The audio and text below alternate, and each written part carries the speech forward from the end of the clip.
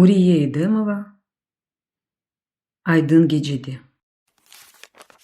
Поезд акшамусту туз ятакларына андырган чөл ичинде токтады. Капылар ачылыр ачылмас янаша вагондан ажы сеслер эшитилди. Капыга биринчи жебайыр атылды. «Бырысы кечинди калыба?» деди Асан карт Алимеге. «Инсан мешакатка эмне кадар даяна билер?» Вагонун капысы янында эки оглан бала пайда болдулар.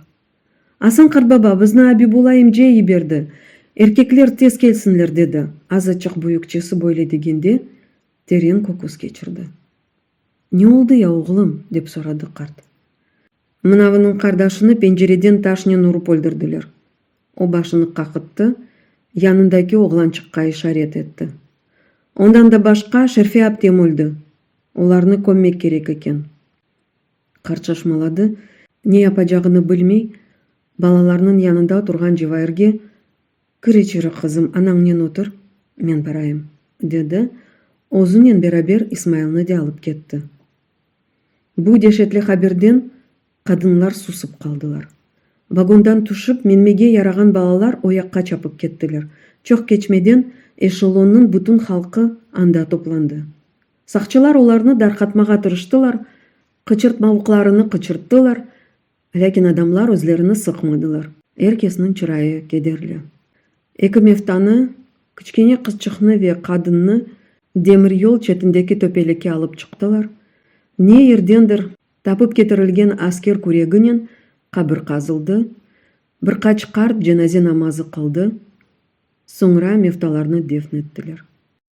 Бата айткан Күнеш бу фажиялы вакыяларны көрмемеге тырышкан киби тез оз ятагына ашыкты. Асан карт андан кайтып келген соң дерал вагонга кирмеди. Эпей вакыт тышта сигара ичип отурду. Сонундан да мефталар акында эч бир şey айтмады. Келиндин «Баба, о кадын хаста экенми?» суалине тушунча эле алда жооп берди. «Эвелин хан тазыйкы бар экен. Насылдыр бир иляч ичип жүрө экен. Эвинден чыгарылганда оны алмага унуткан. Баш агырысы тутса пек фена боло экен. Кызчык онун элинде жан берген. Бойлеликнен топуракка экиси бирден коюлду», деди карт ве кокус кечирди. Үлкүн вагон ичинде дөрт бир тарафтан көзчүклөрүн липилдетип коркунен бакып турган балалар янында да не айтмак мүмкүн. Албуки балалар анда не болгонуну мефталар дефнетилмезден эвел бутун тафсилат менен сүйлөдүлөр. 5 жашындагы кызчык büyüklerден эшиткен сөзлөрүн айта. «Мен бир аз пенжере өгүндө туруп аз ачык темиз аба алмак истейм» деп аглай. Анасы ыраазы болмой. Бала сөзүндөн кайтмай мызмызлана бере. Пенжереге якын жерде яткан кадын кызчыкны тынчтандырмак истей, кучагына алып оңа масал айта. Ахыр сону кадын чаре тапа алмай, оны пенжереден бактырмага мажбур бола. Бу вакытта ашагыдан атылган юмрук büyüklüğündeki таш келип, баланын маңлайына ура. О ана деп биле ечтире алмай, эсини жоюп йыкыла, агызындан кан ага, жаныны теслим эте. Мефтанын башы учунда отурган шашкын кадынын яры кече башынын агрысы тута, вайбалай, ярым саат ичинде дүйнөнүн бутун азапларынан куртула. Өлүлөр вагон ичинде ян-янаша бир кече аман-аман бир күн яталар. Акшам усту поезд токтогон соң уларны дефнеттилер. Асан карт бу фажиялы адисени анда оз кулаклары менен эшитти. Өлүлөрүнү оз көзлөрү менен көрдү. Кызчыкнын анасы озуну коймага ер тапмай. Тосат кожасынын адын айтты. «Севимли кызчыгымызды корчолоп уламадым» деп фиган көтере. Башыны юмруклай. Кан тазыйкындан өлген кадыннын уч баласы аналарыны алып кетежекте адамларынын эллерине япышып тишлекледилер. Эки кабыр үстүнө акшам караңгылыгы чокуп башлады. Эвеле кабырлер көтерилген, юкселген кеби көрүндүлөр. Соңра караңгылык ичине көмүлүп, көздөн гайып болдулар. Поезд бу жерден экинчи күнү үйледен соң көчтү. Төпеликте кабарып турган тазе кабирлер янында яныктан эгилеп, камбурайып калган жаш кадынын уч баланы адамлар вагонга зорунен алып келдилер. Асан карт бул вакыядан соң 2-3 күнгө же ал эмеге кокусунун сол тарафы янган кеби ажытканына айтып шикаятленди. Жеринден турмай ятты. Жевайыр онун башы ужундан кетмей, агырысыны эксилтмеге тырышкан адам кеби де аякларын уукалай, де элеrini вагонун ичиндеги аба агыр, нефес алмак кыйын. Өледен соң карттын чырайы агарды, маңлайы сык-сык терледи. Элери ve аяклары ушуду. Жевайыр онун үстүнө сыжак одеял орту. Алиме шашмалаганынан оякка буякка бакты. Шунда бир стакан сыжак татлы чай олса, кырбабаң кызарыды, деди. Төпеден тактай атаклыктан Жевайырге Хатиже ярым стакан суу узатты. Картбабаңа ичир, ичи янадыр, деди. Асан карт Жевайырнын жардымы башыны көтерди, суунун эписini ичти. Башыны текрар ястыкка койганда, элинен ишмаретип, Алимени өзүнө жакын чагырды. Бала янымда отурмасын келин, деди фысылдыйын. Жевайыр барып эр вакыт отурган жерине чокту, урбалар олган чубалга таянды. Баягы вакыт анасы ве картбабасына бакып отурду. Шу себептен олса керек, коз капаклары өз-өзлүгүндөн агырлашты. Көпчеклердин бир макамда тасырдысы алтында юкуга кеткенini дуймады. Картбаба ве торун кайдандыр кайталар. Асан карттын үстүндө мусафирликке кеткенде кийген яңы, инже йолаклы көк костюму. Бул костюм оңа пек ярашайды. Аякларында костюмы реңкте аяккаплары. Жевайыр оңа кубанычынан бир шейлер айта, карт күлүмсүрөй. Каршыларындагы иры ве дулбер бина бетке адымлайлар. Жевайыр ону өзлеринин эвине беңзетти. Экиси де кичкене арачыктан атлап, оякка кечижек болгонда, карт бирден абынды ве юзу коюн йыкылды. Жевайыр ону көтөрүп турсатажак болду, лякин такаты жетмеди. Кимнидир жардымга чагырмак үчүн кычырды, осесинден уянды. Жеринден турду, картбабасынын янына барды, онун башы ужунда отурган анасы ичин-ичин агламакта эди. Жевайыр ишни темелинден аңламады. Элини хастанын маңлайына койду.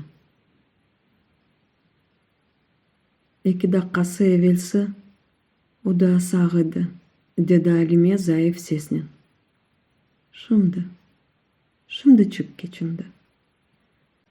Жевайыр картбабасындан махрум калганларына аңлады. Картбабачыгым, бизлеринди не япажакмыз деп ажы сесли кычырды. Кардашлары анасына сарылды, күчлүү садалар чыгарып аглаштылар. Хатиже ве Исмаил оларны тынчландырмага тырышты. Аглай-аглай yorulган балалар бир кенарчыкка чекилип отурду, буюкуп калдылар. Вагон ичиндеги 2-3 эркек ве эсли кадынлар Мефтанын янында отурдулар. Али менен Жевайыр 1,5 күн ве 1 кече кирпик сыкмадылар. Олар үчүн бу ичде бекленилмеген фажия болду. Эн муйымы шуке, Алиме бу алижинап адамнын сак экенде айткан васиетini жерине кетирип боло алмайжак. Асан карт бир кере жеңктен бираз эвелси, бирден агыр хасталанды. 10-15 күн дебамында сыжагы түшмөдү. О вакытта Асан карт бу дүйнөдөн үмүтсүзленсе керек, огланларыны чагырып, өзүнүн васиетini айтты. Өзүнүн кыз кардашынын кабыры янында көмүлмесин рижа этти. 18 жашындагы кыз кардашы олар жаш экенде Бірден хасталана, тышы ағырғанын айтып шекаятлене. Үчүнчү күнү оны чыкартмактан башка чаре калмай. Тышны чыкаралар, ләкин кемеринден аккан канны токтотуп боламайлар. Ана бабалары Акъярдан Акмезжиттен экимлер кетирелер. Бирisi де хастанын дердине шифа тапып боламай. 7 оғлан арасында өскен кыйметли кыз ана бабасыны ве 7 агасыны якып куютуп вефат этти. Вакыттын кечмесинен кызынын янында ана бабанын кабирлери де пайда болалар. Асан Кар да улардын янында дефн олунмакны истей. Поезд эртеси күнү Үйле маалинде токтады. Вагондан чыгып кеткен Исмайыл Абибула ве эки эркекнен кайтып келди. Олар мефтаны жыймага азырландылар, ашыктылар, бир шейлер такыштырып, кабыр казып башлаганда паровоз серт-серт кычырды. Поезд жеринден тепренди, вагонлар бири-бирине урундулар. Андан балаларынын коркуп аглаганлары, кадынларынын «Алиме, Жевайыр» деп теляшлы алда кычырганлары эшитилди. Эркеклер мефтаны ярык казылган кабырге койдулар, үстүнө эллеринен топурак орттулар, суратыны арттырмакта олган вагонлар бетке чаптылар. Кимдердир кабир башында отуруп калган Али менен Жевайырдын эллеринден чектилер, чаптылар, көтерип вагонга койдулар. Көз ачып юмганчы Асан Картынын кабири кериде калды, көзден гайып болду. Вагонун ичине сукунет басты. Акшам усту эшелон дерели төпели ерлерден, кырлардан кечти. Соңра сык терекли орман башланды. Күнеш яваш-яваш уфук бетке тыгырмакта. Аякларыны кучаклап, ченгесini тизлерине тиреген Жевайыр эндиден соңра анасынын экisi картбабаларсыз не пажаклары акында тушунмекте эди. Бу эснада апансыздан кулаклары түбүндө чоктан таныш ве кедерли сес яңгырады. Уралдагы, жоктурдур эт ягы. Шу Кырымнын таш топурагы, юректин эт ягы. Каршыдагы орманларда чамлармы йылтырай? Уралмы бу, Сибирмы бу, юреклер калтырай. Хатиже вагоннун ачык капысынын первазына таянган алда йырламакта. Череси гайет касебетлі. Акшам ели onun далгалы сачыларыны чубалта елпирети. Көзлері каршыдаки орманга ве манзараларга фарксыз бакмакталар.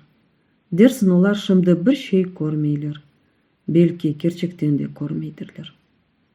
Белки фашистлер Кырымда оны насыл тепмелегенлерини, хорлаганларыны хатырлайдыр. Белки хатырыне яш фидан ки бу оглунун Кырым дагыларында терен кар ичинде ач зелин юргени, яралы вujudundan аккан канлар келгендир. Белки атешли ве хасыргалы күндерде фашист чызмалары түбүндө тапталганы, яда о күндө Сталиндин буюк сүрети олган юк машинасына табак кубанчинен чапканлары эсине келгендир. Белки өзүмүздүн аскерлерimiz оны эвден согуп, акаретлеп, итеклеп чыкарганлары. Буларнын эпосы onun sonki yıllardaki hayatı, o kadar uzun olmagan ömrünün bir parçası. Lakin bu parça onun bütün ömrünü, otmuşunu de, geleceğini de zehirledi. O şimdi ve bundan son ömürde oğulsuz ve vatansız bir kölge olup yaşayacak. Аякларыны кучаклап, ченгесini тизлерине тиреп отурган Жевайырдын көзлөрү огунде поезд жолунун кенарында ярык казылган ве мефта дефн олунган кабир. Соңра көк костюмлы, көзлөрү мерхамет толу карбабасы пайда болду. О Жевайырга элин узатты. Агыламы кызым? Бу дүйнөнүн адалетсиздигини көз жашынын юуп темизлемек, жок этмек мүмкүн дегил, деди.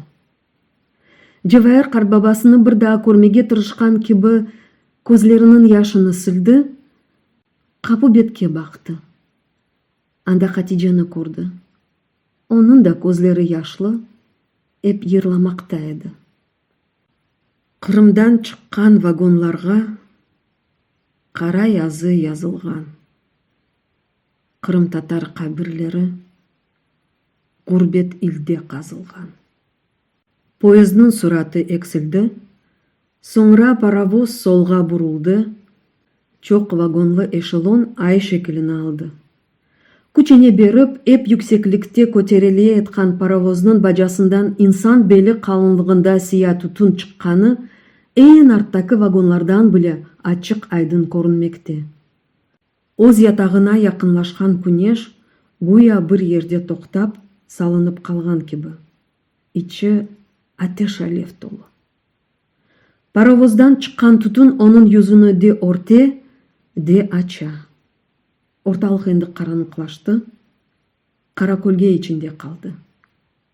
Паровоз эсе эп ювурмакта, гуя артында рык-марык толуу вагонлардагы адамларынын аятыны, тагдырыны якып жок этип, сыя тутунге чевирип кетмекте.